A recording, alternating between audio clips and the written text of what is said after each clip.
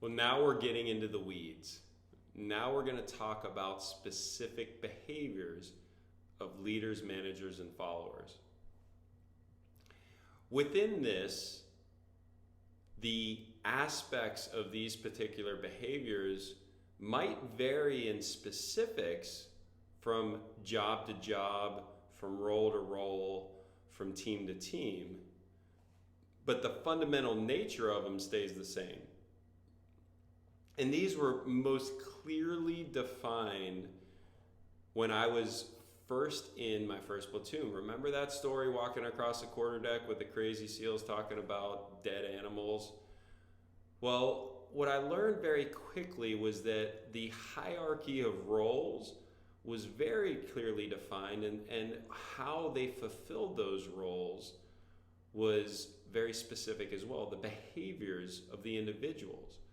Right? We had, at least in named roles, we had our core SEALs, right, which made up the group. We had our LPO, which was the first enlisted SEAL, right, that had a title. So that's usually first class petty officer. For those of you that don't know, that's kind of like at the OE4, E5 level, right? Kind of like right up there. So that guy's usually has anywhere from 4, 5, 6 years of experience, maybe 7.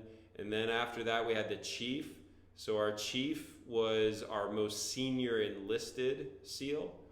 And then you got into the officer ranks. You had the assistant officer in charge and the officer in charge of the platoon. So we went with 16-man teams. And in these 16-man teams, we had to fulfill the role of manager, leader, and follower. So our core SEALs, they were generally the followers, as were the officers, as I explained. The managers did not have, right, us as officers, we didn't have the technical expertise of our SEALs. So our job was not to do, our job was to direct and then follow. So we held the role of follower almost as much as we held the role of manager. It was the job of our LPO and our chief to lead, right? To be able to have the experience, the knowledge. Collectively, my chief and LPO had over 25 years of experience operating as SEALs.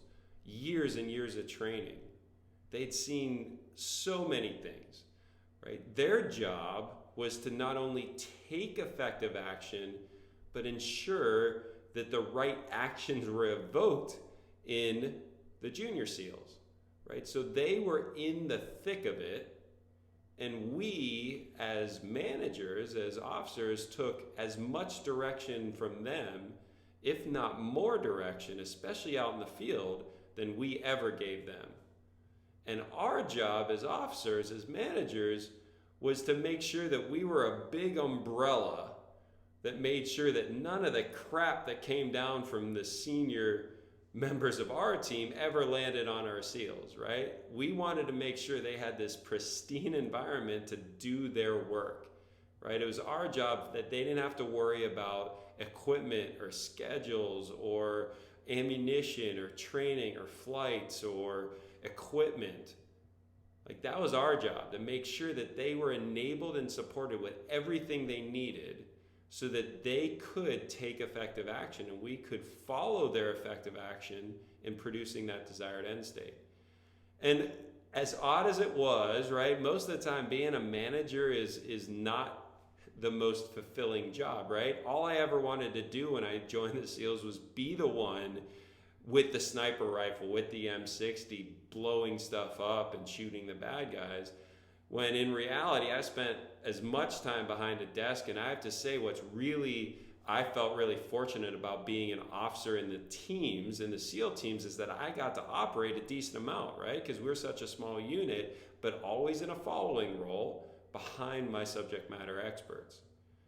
And so having that understanding that not only was every SEAL from the most senior to the most junior expected to lead by taking the most effective actions possible, but also to follow, right? It didn't matter what your rank was. If you saw something that enabled you to be more effective, it was your job to make sure everyone else knew.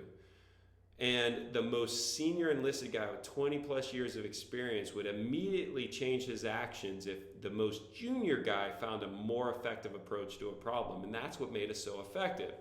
Not only were these roles very clearly held, manager, follower, and leader, but they were very effectively held, and we switched between them as needed, and no one had an ego that got in the way. If you can strive towards that, you will have a very high functioning team.